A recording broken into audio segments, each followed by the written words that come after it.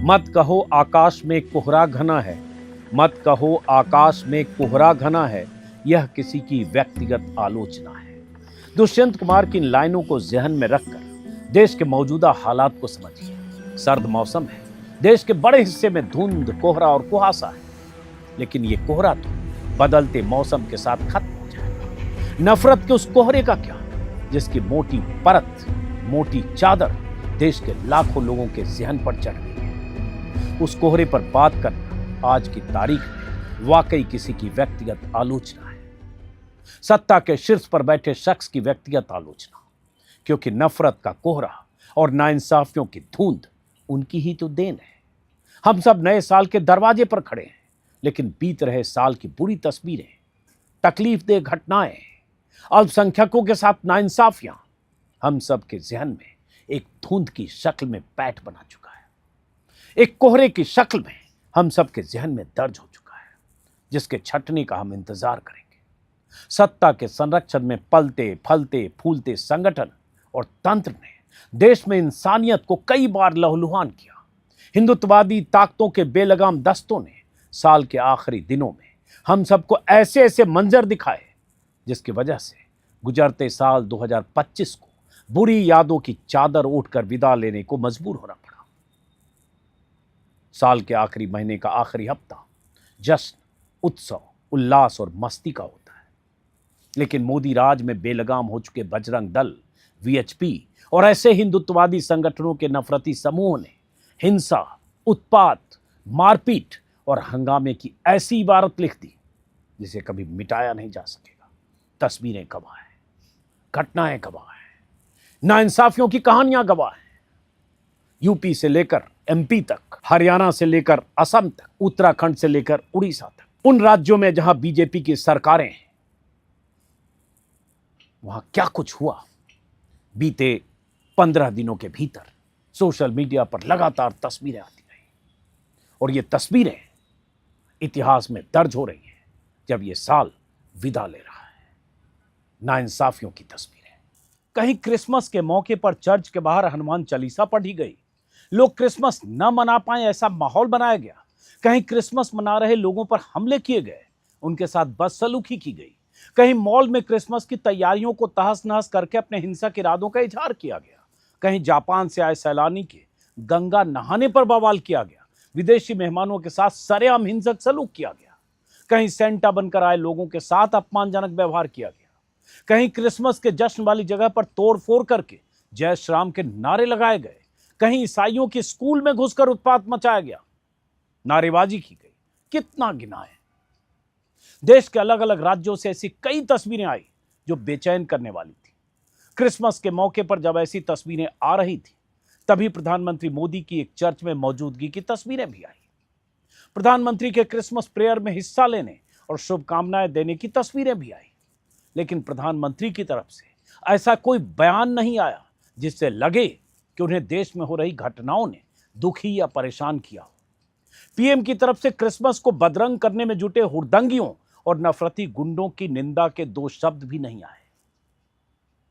PM की तरफ से ऐसे संगठनों को कोई नसीहत या निर्देश नहीं दिया गया कि खबरदार, अगर आप लोगों ने देश की फिजा खराब की तो आपके खिलाफ कार्रवाई की जाएगी। देश की सत्ता के केंद्र में मोदी हैं, प्रदेशों में भी उनके ही बनाए मुख्यमंत्री हैं, उनकी ही पार्टी के ज्यादातर राज्यों में सरकारें हैं। अगर प्रधानमंत्री तय कर लेते कि ऐसी घटनाएं हर हाल में रोकी जाए और किसी ने हंगामा, तोड़फोड़ या मारपीट की तो उसे सलाखों के पीछे जाना होगा, तो शायद इन घटनाओं पर विराम लगता।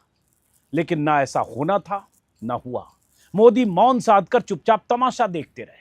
गुजरते साल को जख्मी होकर विदा होते देखकर हम और आप चाहे जितने दुखी हो रहे हो, मोदी और उनकी जमात को कोई फर्क नहीं पड़ता, क्योंकि देश में अगर ऐसा माहौल बना है तो इसके सबसे बड़े लाभार्थी मोदी और उनकी सेना है। तभी मैंने शुरू में कहा कि नफरत के इस कोहरे पर बात करना किसी की व्यक्तिगत आलोचना है। बीजेपी शासित राज्यों में बीजेपी और संघ से जुड़े संगठनों ने ही नफरत की खेती करने का बीड़ा उठा रखा है। कभी उनके निशाने पर मुसलमान होते हैं, कभी ईसाई। क्रिसमस के मौके पर हंगामे की तस्वीरें आनी बंद हुई नहीं कि बरेली में एक हिंदू लड़की की बर्थडे पार्टी में उसके मुस्लिम दोस्तों के होने पर बवाल और मारपीट की तस्वीरें सामने आ गई। नर्सिंग की एक छात्रा ने अपनी पार्टी में अपने 10 दोस्तों को क्या बुलाया, बजरंग दल के दस्ते ने बवाल कर दिया। कैफे में हो रही पार्टी में शामिल उन दोस्तों में 2 मुस्लिम सहपाठी जो थे। सत्ता के संरक्षण में रहकर गुंडागर्दी करने वाले बजरंग दल के कुछ गुंडों ने कैफे पर धावा बोला, हंगामा किया, मुस्लिम लड़कों के साथ मारपीट की। दर्जनों गुंडों के समूह ने उस छात्रा के मुस्लिम दोस्त को इतना पीटा कि वो जख्मी हो गए बुरी तरह से। छात्रा के साथ भी बदसलूकी की गई, हाथापाई की गई, और यह सब बाकायदा बजरंग दल के गुंडों ने अपने मोबाइल कैमरे में रिकॉर्ड भी किया, वायरल भी किया। इतना कुछ होने के बाद भी पुलिस ने उन गुंडों की शिनाख्त करके उन्हें सलाखों के पीछे भेजने की बजाय कैफे मालिक और मुस्लिम लड़कों के खिलाफ चालान कर दिया। गुंडों की गिरफ्तारी अभी तक नहीं हुई है। सुना है 1-2 के खिलाफ मामला दर्ज हुआ है। ये सब तब जब सब कुछ कैमरे में कैद है। मैं अपने दोस्तों के साथ बर्थडे करने गई थी। 12-13 लोग थे, उसमें हम लोग पार्टी कर रहे थे। हमारे बीच पार्टी में नारेबाजी करके लोग आए थे सीधे डायरेक्टली मारने लगे थे और बहुत ज़्यादा हमला किया था और बहुत खून वगैरह निकल रहा था। मुझसे बदतमीजी की थी, मेरा फ़ोन वगैरह छीन रहे थे और उसमें काफ़ी हद तक बदतमीजी की थी। फिर पुलिस वगैरह आई थी, उन्होंने मुझे बचाया और फिर वो अपने साथ मुझे ले गए और मेरे दोस्तों को भी साथ में ले गए थे। फिर उन्होंने पूछताछ की, फिर उनको मैंने सारी मैटर बताया कि ये हुआ। बर्थडे पार्टी में अचानक से आए, बदतमीजी करने लगे कि लव देहात है, ये है वो है। ऐसा कुछ नहीं है। वहाँ पे मुस्लिम भी थे, हिंदू भी थे। सबसे ज़्यादा यहाँ पे हिंदू लोग थे, सिर्फ 2 ही मुस्लिम थे वहाँ पे और कोई नहीं था। और इन लोगों ने इतना उन लोग को मारा है, साथ वालों को कुछ कहने की नहीं है। उन लोग के हाथ पैर सब तोड़ दिए हैं। मैं चाहती हूँ कि कहते हैं जो भी मेरे ऊपर आरोप लगाए हैं वो सब ठीक नहीं है और जो भी मेरे खिलाफ जो वायरल वीडियोस वगैरह हो रही वो सब गलत है। इन लोगों ने दिखाया ही नहीं है। जिस तरह से एंट्री हुई है उसमें जितने लोग थे वो कुछ नहीं दिखाया। इन लोगों ने बात की वीडियो शूट की है जो डाली इंटरनेट पे वायरल हो रही है। मैं चाहती हूँ वो सब गलत है, वो सब हट जाए वहाँ से। घटना यूपी के बरेली की है। यूपी में योगी आदित्यनाथ की सरकार है। बात बात पर योगी बुलडोजर का जिक्र करते हैं। ऐसे में अगर बजरंग दल के गुंडे बेलगाम घूम रहे हों, उनकी गिरफ्तारी ना हो तो कोई आश्चर्य नहीं, क्योंकि ये गुंडे बजरंग दल के हैं, हिंदुत्ववादी दस्ते के हैं, मुसलमान नहीं है। यही वो यूपी है जहां अगर किसी मुस्लिम का नाम भी किसी मुकदमे में आ जाता है तो योगी का बुलडोजर उसके मकान दुकान को रौंदने पहुंच जाता है। और यहां एक लड़की की शिकायत के बाद भी कार्रवाई नहीं हो रही है, क्योंकि अपराधी बजरंग दल से जुड़े हैं, हिंदुत्ववादी ब्रिगेड का हिस्सा है, जैसा कि मैंने कहा। और जिनके साथ मारपीट की गई वो मुस्लिम है। उनका मुस्लिम होना ही उनका सबसे बड़ा गुनाह है। और इस लड़की का गुनाह यह है कि इसने अपनी बर्थडे पार्टी में अपने मुस्लिम दोस्त को बुलाने की गुस्ताखी की। योगी राज में ऐसी गुस्ताखी की सजा तो मिलेगी। इस घटना के साथ साल के आखिरी हफ्ते में यह भी दर्ज हुआ कि अगर यूपी में कोई लड़की, हिंदू लड़की, किसी रेस्टोरेंट या कैफे में पार्टी करती है तो उसे पहले सोचना होगा कि अपने किसी मुस्लिम दोस्त को बुलाए या नहीं। बुलाए तो अंजाम यह भी हो सकता है।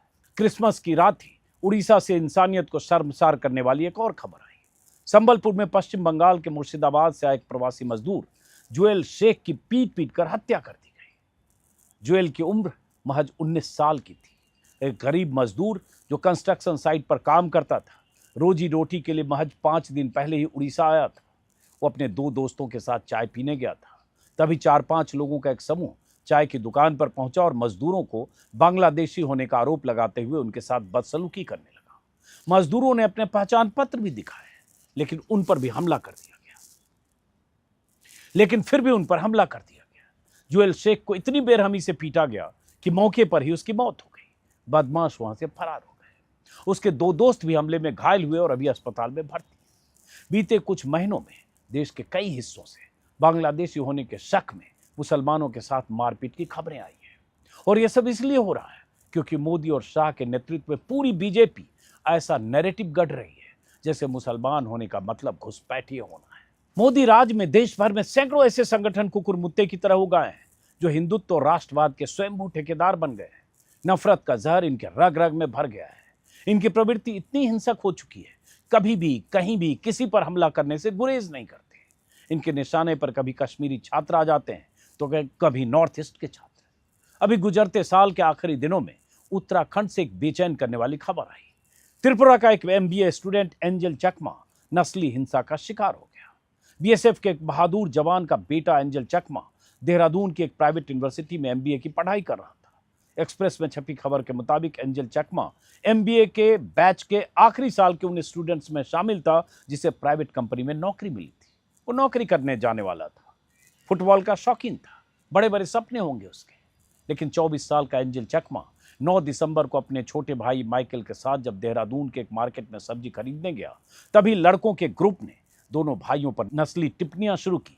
विरोध करने पर हमलावरों ने मारपीट की और चाकू से जानलेवा हमला करके उसे इस हाल में पहुंचा दिया कि 17 दिनों तक अस्पताल में जिंदगी और मौत की जंग लड़ने के बाद आखिरकार वो इस दुनिया से चला गया। जिंदगी हार गई, मौत जीत गया। मैं था, मेरा भैया था, हम लोग दो दोस्त हम लोग के साथ हम लोग गए थे सामान लेने के लिए। तो हम लोग उधर पे तो हम लोग अपना सामान वामान लेते हम लोग के साथ। उधर पे उन लोग का ग्रुप था उधर पे पूरा, तो उन लोग थोड़ा पी रखा था उन लोग ने। तो हम उधर पे गए, हम लोग आ रहे थे उधर से। तो हम लोग आए तो हम लोग अपना बाइक से हम लोग अपना आ रहे थे हम लोग सब। तो उन लोग हम लोग को मेरे को थोड़ा पोक कर रहा था, ये चिंकी उनकी मेरे को थोड़ा सा रेजिज्म कर रहा था। तो मैं थोड़ा अपने तरफ से अपने सेल्फ डिफेंस मतलब थोड़ा बोल रहा था कि भैया क्या हो गया करके। उधर पे हम लोग अपना उस समय फोन में बात कर रहा था मैं अपना, बस मैं अपना कन्फेस किया कि भैया क्या हुआ, गाली क्यों दे रहे हो। तो उनका वो प्लानिंग था क्या था वो मेरे को पता नहीं, पर उन्होंने डायरेक्ट मेरे में अटैक कर दिया उन लोग ने। तो फिर भैया आया मेरे को बचाने के लिए आया, फिर भैया को मेरे को कड़ा से मारा, भैया को लगा उससे। फिर भैया को उन लोगों ने चाकू मार दिया स्पाइन की तरफ में। तुझे तो मारा था, मेरे को इधर में लगा, सर में भी मारा। देखो दिखाना अच्छे से, ये खून इधर मारा है। खून दिखाओ ना अच्छे से। हाँ ये बात तो अभी भैया को अभी मेरे को जो भी था मेरे को वो अभी बस अभी उसको हम लोग देखना चाहते हैं क्या हुआ उनसे पूछेंगे अभी क्या हुआ करके। अभी बस अभी वो हम लोग मेरे भाई को इंसाफ चाहिए कि क्यों किया उन लोग ने ऐसा। एंजल का परिवार सदमे में है, पूछ रहा है कि आखिर हम त्रिपुरा के हैं तो हमारा क्या कसूर है, हमारे बच्चे को चीनी चिंकी मोमो कहकर क्यों मारा गया। एंजल की मौत के बाद नॉर्थ ईस्ट में लगातार प्रदर्शन हो रहे हैं, कभी नस्ल के आधार पर, कभी धर्म के आधार पर, कभी भाषा के आधार पर हमले अलग अलग राज्यों में होते रहते हैं। आखिर देश कहां जा रहा है। कश्मीरी छात्रों के साथ कुछ महीने पहले लगातार ऐसे बर्ताव की खबरें कई राज्यों से आई। मुस्लिम होने और कश्मीरी होने की वजह से हिंदुत्ववादी ब्रिगेड ने उनके साथ कॉलेजों में घुसकर मारपीट की, शहर और यूनिवर्सिटी छोड़ने को मजबूर किया। और अगर मैं ऐसी तमाम घटनाओं को गिनाने लगूं तो ये वीडियो 3 से 4 घंटे में भी खत्म नहीं हो पाएगा। मोदी जी ने 11.5 साल के अपने राज में देश को ऐसे मुहाने पर लाकर खड़ा कर दिया है जहां से लौटना अब कई बार मुश्किल लगता है। हम सब उम्मीद करेंगे कि नया साल इससे बेहतर साल हो, लेकिन हमें यह भी पता है कि अगले साल भी हमें नाउमीदी ही हाथ लगने वाली है। वो सिर्फ इसलिए क्योंकि सत्ता के शीर्ष पर बैठे लोगों की मंशा संदिग्ध है, इरादे नेक नहीं है। उन्हें हिंदू मुस्लिम और नफरत वाली राजनीति करनी है। अपनी सियासत चमकाए रखने के लिए, सत्ता के केंद्र में बने रहने के लिए उन्हें नफरत की खेती में ही खाद पानी देते रहना है। जैसे जैसे चुनाव का वक्त आता है, नफरती राजनीति की धार और तेज होने लगती है। पहले दूसरी, तीसरी और चौथी कतार के नेता मुसलमानों के खिलाफ बयानबाजी करते हैं, नफरती भाषण देते हैं, उन्हें पाकिस्तानी और बांग्लादेशी घोषित करने लगते हैं, उन्हें सबक सिखाने की धमकी देते हैं, हिंदुओं को मुसलमानों के खिलाफ भड़काते हैं, उकसाते हैं। और ठीक चुनाव के पहले जब मोदी मैदान में उतरते हैं तो नफरत की उसी जमीन पर खड़े होकर जहरीले भाषण देते हैं। कभी कपड़ों से पहचाने जाने की बात करते हैं तो कभी उन्हें घुसपैठिए घोषित कर देते हैं। तब लगता है सबका मालिक तो एक है। हम छोटे छोटे लोगों को बेकार ही दोषी ठहराते हैं। बिहार में बीते महीनों में किस तरह से भाषणबाजी हुई चुनाव के दौरान, आप सबने देखा होगा।